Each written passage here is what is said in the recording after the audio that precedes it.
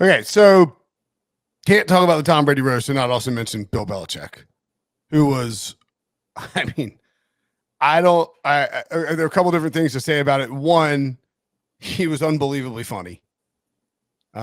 Two, I think you got a real sense of where the relationships stand in that triangle of power, right, Sully, between Bill and Tom, between Tom and Kraft, between Bill and Kraft. I mean, and clearly like the most fractured one, right? It has to be Bill Belichick and Robert Kraft. Yeah, I mean, that was one of my big takeaways. I tweeted it out after the roast that, the relationship for Brady Belichick, fine, good, total. It's, he wouldn't be doing it if they had a salty relationship.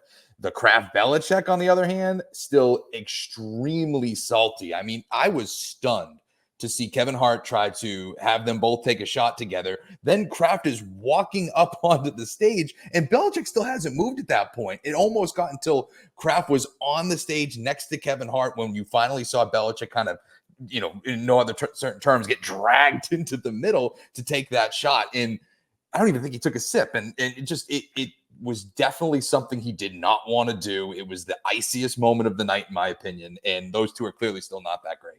Yeah, I would say the one thing, because look, Belichick took a shot with Gronk, Edelman, and Brady and downed it. So clearly he has no issues taking the shot on stage, because some of these guys, maybe they don't want to drink out in public. Belichick's got a pretty uptight persona. We don't see him taking shots out in public, but he did that beforehand. So we know he is okay with it.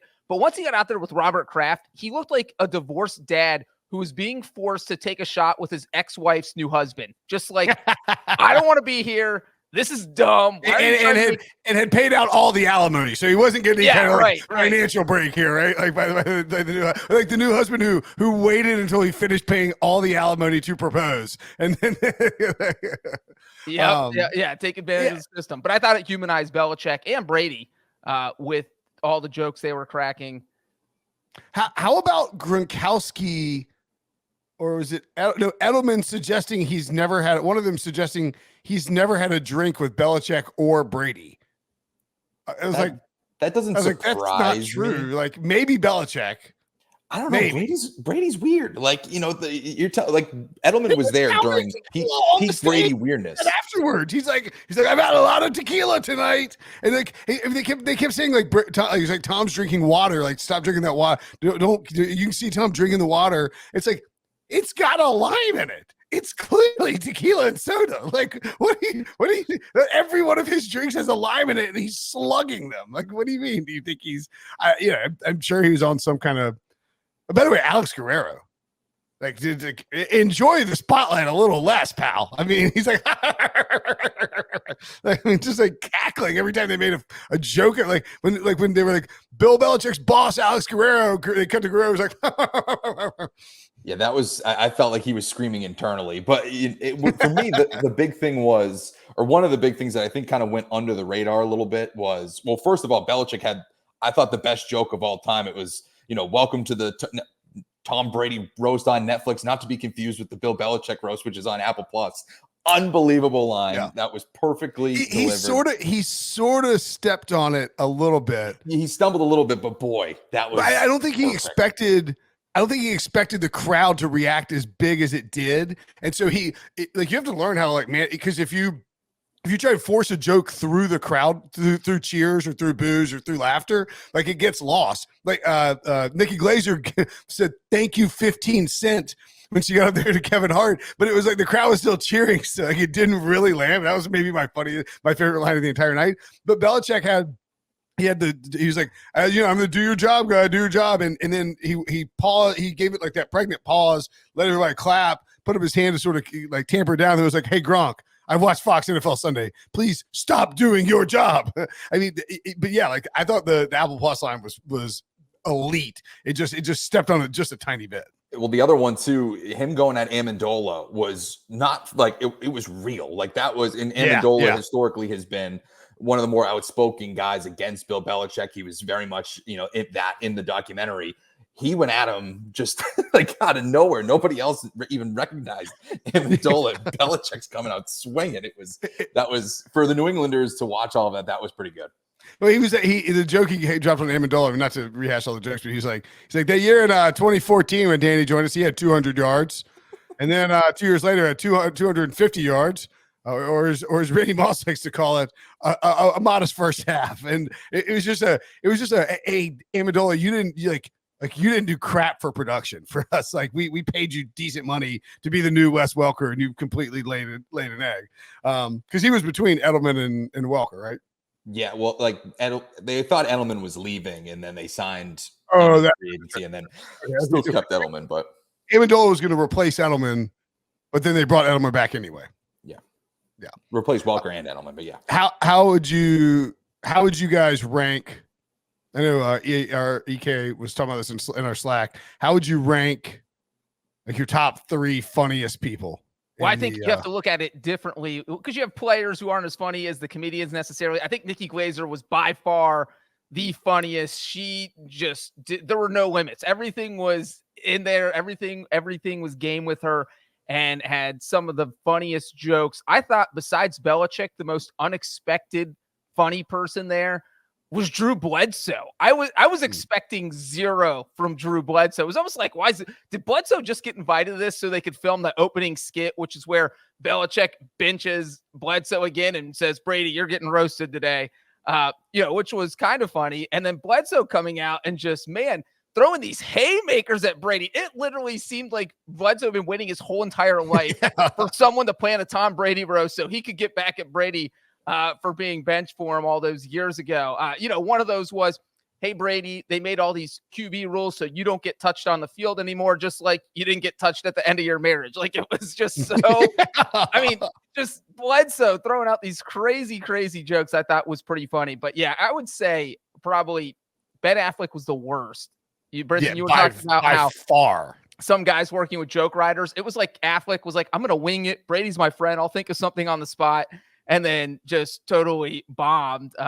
He was just lashing out at like random, like anonymous social media people and propping Brady. I think it sort of makes you wonder, like, is Affleck doing that was basic. I think that's what Tom Brady thought he was getting. Like 10 of those, 10 of those people being like, F you, dude. Like, Tom's the man. Like, blah, blah, blah. Like, here's a tiny Tom joke. And then Tom, but for real, you're amazing. And I love you. And I think that's what Brady thought he was getting. Affleck by far the worst. I think the second worst was probably Randy Moss. And again, like, it's on a scale. But I also think if you put it on a scale, you could even make the case that Ron Burgundy, Will Ferrell came out as in Ron Burgundy, was like worse than Randy Moss. Ron Burgundy was cringe. Yeah, I am out on the Ron Burgundy stuff. I love the first Anchorman, but everything beyond that, I've just been out on. And again, it's corny. It just doesn't feel like it's that funny. So he's not even a sports anchor. He's the right. News anchor. Yeah, and it just doesn't work for me. I thought that he was black. I think Affleck was awful. Peyton Manning was okay. I thought that it's like a sliding scale, right? Like, I was very surprised by Drew Bledsoe because I really wasn't expecting too much. I was expecting a lot from Peyton Manning, and it was okay. It was a little bit more muted than what I thought. But I think the one thing with Peyton Manning, though, that you have to take into consideration, it really felt like he went out of his way. He didn't want to be the guy that was cussing. He wasn't going to make any offensive jokes. So he made Peyton Manning jokes, and I thought they're dad jokes, and I thought they hit as far as, as long as you weren't expecting anything crazy. I chuckled at Manning's jokes. And Nikki Glaser by far was just top of the ranks, but Tony Hinchcliffe too was awesome. Kill Tony coming off the bench. It was out of the stands after Dana White. I thought he was awesome. Dana White was bad too, but I mean, Dana White was bad. He just had 60 seconds, and I mean he knew he was going to do it. I thought that Bert Kreischer and who's the other guy he was with? Tom Segura. Tom Segura were fine. Yeah, they were fine. I would have rather them be individual. Yeah, be exactly. separate. The dual comedy thing didn't really work out. Edelman was probably in my top 3 in terms of funniest. I think he probably came up with the jokes he wanted to go with, and then had the writers sort of refine them. And that typically ends up being the best way to do it, because you have, like Gronk. Like, you could tell Brady was getting fed. Like, there was like phrases Brady used where he's like, he just would never do it. And so you could tell like he was being fed certain stuff and like how to say it. But Edelman felt like very much, he's like, I want to do my Bill Belichick impersonation. He's like, I ate on it. Or I guess that's his Randy Moss impersonation. But he wanted to do all his various impersonations. I mean, he dropped the line about the pineapple, and then I mean, like he had some like pretty graphic stuff in there. I would say for me, it was like using this sliding scale of who's a comic and who's not. It would be Belichick, Edelman, and then probably Nikki Glaser. I think those are the three I laughed the hardest at. Or Brady. I mean, Brady was pretty hilarious to close the thing out. Yeah, he was good. It was like, I mean, it's just always tough. It was, I don't know. I thought Brady's was a little like. He got more comfortable as it went along, yes. But at the start, he's still very like robotic, which, if we're macro viewing it, it still gives me tremendous pause for what he's going to be like as a commentator, a color analyst. So like, this is a public speaker. You're in front of millions of people. You still kind of sound robotic and kind of. I do wonder if like, and I'm not. I mean, I don't know how else to like ask this question, but I sort of wonder if, because I mean, he had a lot of tequila. Sure. Yeah. I wonder if he like took like a for lack of like an Adderall. Like I don't think that like Tom Brady takes Adderall by any stretch of the imagination, but I mean, he's retired. He can do whatever. You can have a prescription. It wouldn't be illegal. It just or like against the league rules. And if he had a prescription when he was playing, it wouldn't be against league rules. But Brady's also 6'4", Brenton. He can handle a little more tequila than you. Yeah, I can handle plenty of tequila. I can. I'm just saying that, like, I mean, yeah. But when I get, yeah, when I'm saying like, I just sort of wonder because he came out very robotic, not like loose, like he'd been boozing and sort of planning on stuff. But you're right. We got warmed up, got into it. Maybe that's a public speaking thing. I think it's a good macro point. One winner, one loser from the. Or we can move on. We'll just move on. We got a lot of other stuff. And with the Deflategate joke, closing with that was the perfect way to end things for Brady. What would be your one Breachian headline that you would come if you were picking one story to write for CBSSports.com, and I'm sure you've done it. I just haven't read the emails today.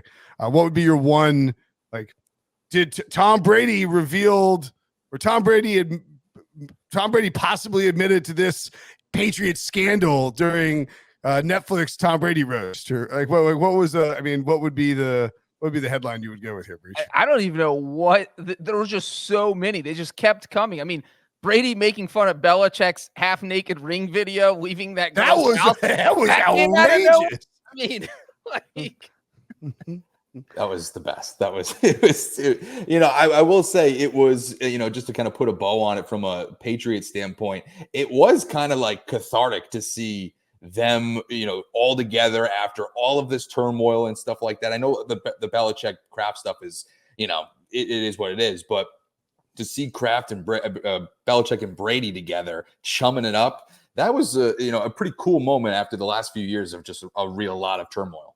Yeah, and I mean, by the way, nobody pulled any punches with Bill Belichick job jokes. Yeah. And when somebody started saying they were ripping on Belichick early on, it wasn't it was one of the early guys, but it was like when they did that, it was like Belichick's got to be coming out, right? I mean, because I know he was obviously in the intro, but he wasn't out on the dais, and so they had a bunch of surprise people that came out. But yeah, I think it definitely felt like it was one of those where everybody kind of got this stuff out of their system, got to say what they needed to say in a joking manner publicly, and sort of air it. I think Brady was probably a little surprised that each one of these things didn't have a longer, "Oh, Tom, you're so amazing" thing at the end of it. But yeah, welcome to a roast, buddy.